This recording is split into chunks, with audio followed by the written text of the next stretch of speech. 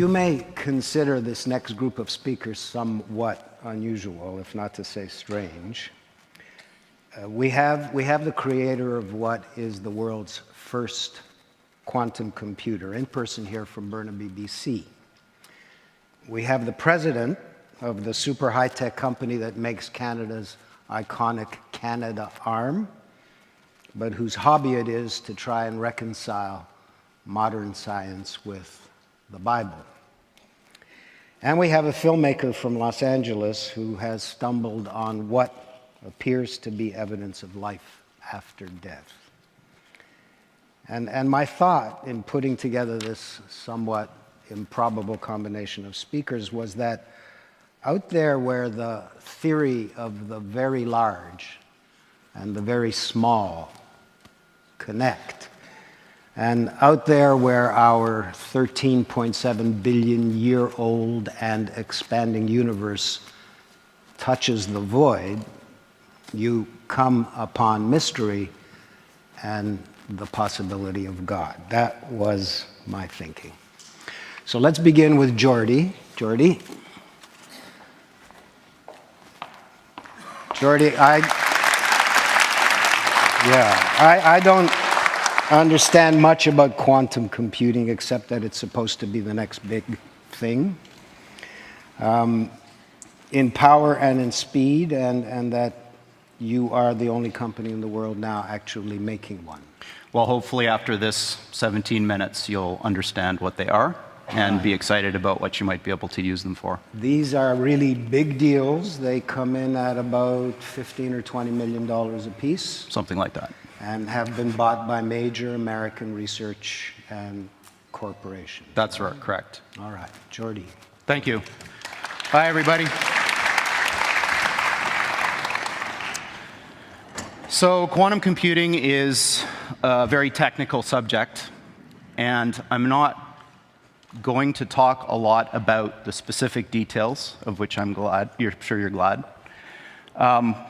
But I'm going to try to give you an idea about what the kind of thing is that we build and why people are so excited about it. But I'm going to wrap that story in another story. How many of you have children? Let's see, hands. So it's almost everybody. So I have 3 children. The youngest is 4, the oldest is 8. And they're very different, but they share one thing in common. And the parents in the audience may, I suspect, have noticed the same thing. Each of my children has fixated on a particular stuffed animal as being their special friend or toy. And in particular, my middle son, James, absolutely loves this little guy called Bear Bear, which is the picture that I'm showing up here. Bear Bear was a limited release Thai Beanie Baby, and there aren't very many of them that were made of his particular form. And one Christmas, I decided that it would be insurance policy to go and try to buy some more just in case something happened to Bear Bear. So I went on the internet and did a search, and I was only able to locate 2 others that were for sale, and I bought both of them. So now he has 3 of these little guys. But the reason that it occurred to me that this might be a good place to start is a conversation that I had with him last week. He wanted to sleep with his older brother in his bedroom, and his older brother wouldn't let him. And he was very sad and despondent, and he was like, "I'm scared, I don't want to sleep by myself." And I said, "Well, you've got Bear Bear." And he said to me, "Bear Bear isn't real." And so I found this very intensely distressing for a variety of reasons that maybe you'll understand when I go through this. And I assured him that Bear Bear was as real as anything else in the world. And he said, "But he can't speak and he can't move." And so I said, "Well, what you really mean is he's not alive." And he said, "Yes, that's what I mean." So for very young children, the sense of being real and the sense of being alive are somehow connected. And I'm going to circle back to this point at the end. But before I do that, I'm going to tell you a little bit about quantum computers and why people care so much about them.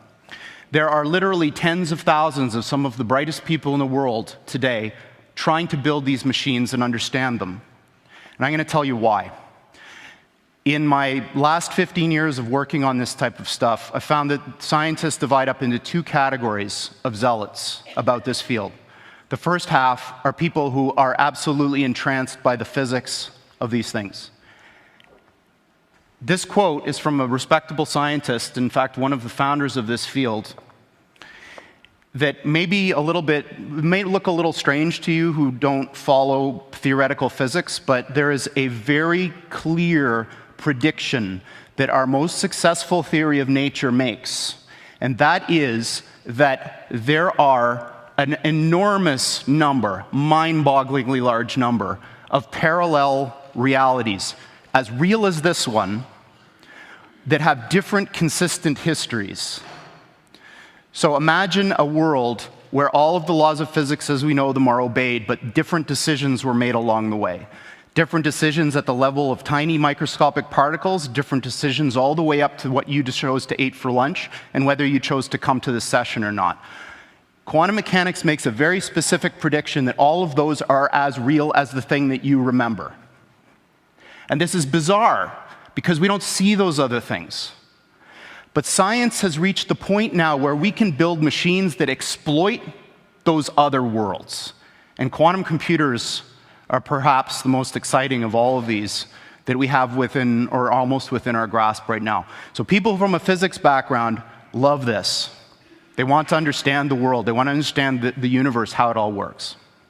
There's another type of person who tends to come from the computer science side that's like, yeah, okay, that's all great. But there's a different thing going on here, which is just as exciting, if not more, and that these machines that supposedly can do this wild stuff, let's forget about how they work, if you could build one, could solve problems that you could never, ever solve with any computer of the sort that we built. If you took every single atom of silicon in the world and made the most sophisticated conventional Intel-style processor that you could build, there are problems we know of that I could write down on a sheet of paper that you could never, ever, ever solve with that thing, that you could with this kind of machine. So that's very exciting. Humans use tools to do things. If you give humans a new kind of tool that can do things that you couldn't otherwise do, imagine the possibilities. So you may think, well, this is all fine and dandy, but aren't these things in the realm of theory and speculation kind of in the same regime as other futuristic things you may have heard of which may be allowed by the laws of physics but aren't here yet? That's not true. There are, in fact, many of these machines deployed now in openly available research centers following the model that was used to introduce supercomputers to the world. They're too big and ornery and difficult to operate to put in your home, too expensive also, but you can give them to a place which will manage them as a shared resource that will offer that service to the world. And there are two of these now. One of them is at the University of Southern California. And this analogy with flight, I think, is an interesting one. So a horse can beat, or could beat, the initial flight of the Wright brothers' flight in speed. But a plane is not a faster horse. A plane is a different kind of machine. The plane takes advantage of another resource that nature gives us, this third dimension, in order to do something that matters to people better that you could do with any horse. It doesn't matter how fast you make a horse, it will never fly. At least the kinds of horses that we know about. So these types of computers now are being thought of in the same way. They're not terrifically powerful yet, but they're doing something completely different than what your computer does. And that thing is like flight. It gives these computers access to these new resources, maybe you could call them parallel universes, in order to do something that you couldn't otherwise do. And that's not the only one. In fact, the one I'm going to come back to and talk to in the context of the story that I'm wrapping this in was recently installed at NASA. And Google was the primary interested party that pulled this whole thing together. And this one is really exciting to me Because what they're going to do is apply this machine to an area that I think is fundamentally important. It's a crux of our future as humans. And that's, can we build machines like us? So, building machines like us might be possible. I certainly believe it is. I might be wrong. But what I do know is that the types of approaches that people are taking now to build intelligent machines benefit immensely from what this machine that we've built does best. So what this center is about is applying this beautiful new computational idea in the service of trying to make intelligent machines. Now, I can't think of anything personally any cooler than trying to use quantum computers to build intelligent machines, so this is very exciting to me.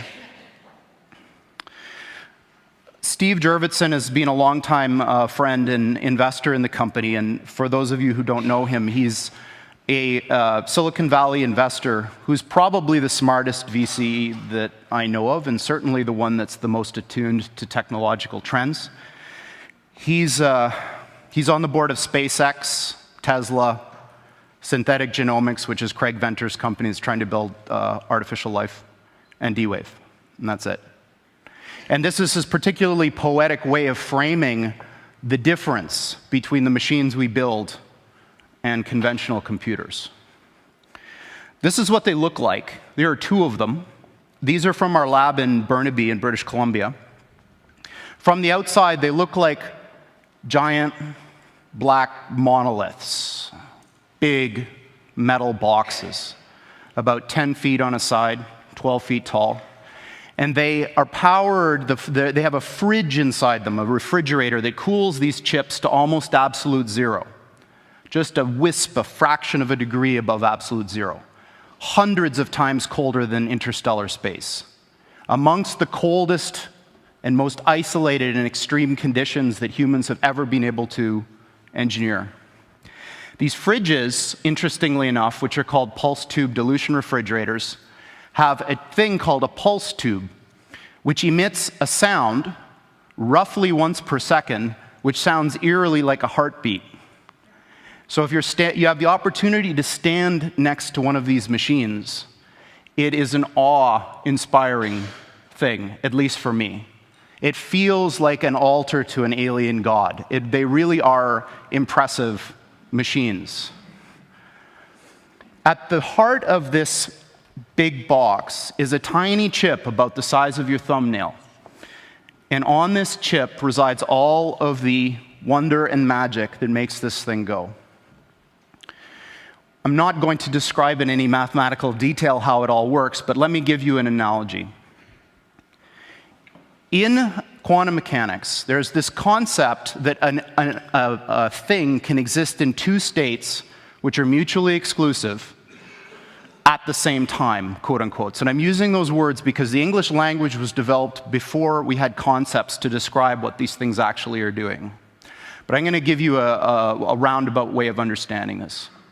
Imagine that there really are parallel universes out there, and now imagine you have two that are exactly identical in every respect, all the way out to the horizon as far as we can see, down to the last little atomic detail of every single thing, with only one difference. And that's the value of a little thing called a qubit on this chip, which is a contraction of quantum bit. And that qubit is very much like a bit or a transistor in a conventional computer. It has two distinct physical states, which we call 0 and 1 for bit. In a conventional computer, these are mutually exclusive. That device is either one or the other, and never anything else. In a quantum computer, that device can be in this strange situation where these two parallel universes have a nexus, a point in space where they overlap.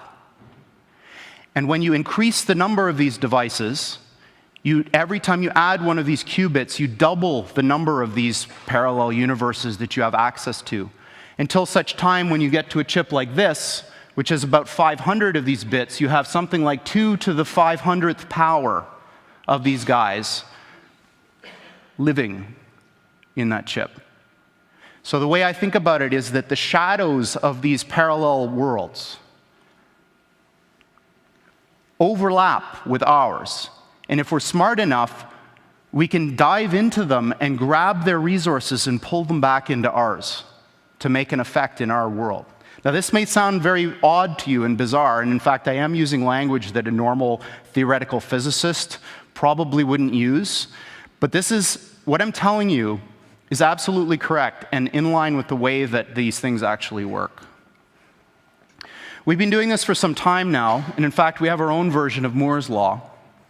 The doubling of the number of these qubits on the chip has happened once a year for the past 9 years. So for the last 9 years, every year, the number of these qubit devices has doubled, and it will continue to do so. As a point of reference, in terms of how fast these things are, in one generation of chip, the one from the system that was installed at USC to the one that Google and NASA have now, the speed of the device went up by almost 500,000. This is the kind of progress that you're going to see with these types of machines going forward. And 500,000 sounds like an abstract number, but I put up a little mental comparison here to see what 5,000 really means. 500,000 is a big number when it comes to speed. All right, so now I'm getting into the last part of my talk where I'm going to make some predictions, some dangerous predictions. So predictions are very dangerous for a variety of reasons. Often they're wrong, which is one. But I think they're important because predictions somehow are our internal desires made manifest. Predictions are about what we want to happen, maybe not what will happen. And I'm going to make 3 predictions, and all of them are dangerous in the sense that they're very unlikely to happen, maybe, but I think that there's a very good chance that they may. As an aside, I just wanted to say that at least in the Valley, Silicon Valley, and maybe in the United States in general, there's a very deep feeling of unease about the way technology has been developing. Because we have all of these vast array of very smart people, and what they're doing is crap. They're building things that cannot last. They're building things that are not important. This is a little bit of a controversial point of view, but I believe it. But I think that the reason for this is it's low-hanging fruit. Computers haven't been around for a long time. And I think that what's going to happen is that as people get more comfortable with computers, the attention will turn from the Twitters and the Facebooks to very important things. So here's my first prediction. I'm going to predict that by 5 years, NASA will have found an Earth-like planet with Earth-like atmosphere and water on it, and serious people will start discussing how we get there. And by the way, they're going to use one of our machines to help do this. So that's my first prediction. My second prediction is that this business of parallel universes is going to turn out to be very important. This picture that I've got under here is what's called a gravitational lens. When Einstein proposed his general theory of relativity, it came with a bunch of experiments that you could use to test it. And one of them was that if there was a point of light very far away and a galaxy in the middle, that galaxy should bend the light, and you should see a ring. And this was eventually observed. And I think what's going to happen is somebody is going to come up with an experiment to test this reality of these things. And we're going to be able to do so. My third prediction that I'm going to end on is the most important of all. I believe that humanity is on the cusp of the most important technological, societal revolution that's ever occurred. And that's when we got to the point where the machines that we build outpace us in every respect. I don't mean that they're better calculators. I don't mean that they're better at searching. I mean everything. And I think that we're very close. And my prediction is that within 15 years, we will have machines that outpace humans in everything. Thank you very much.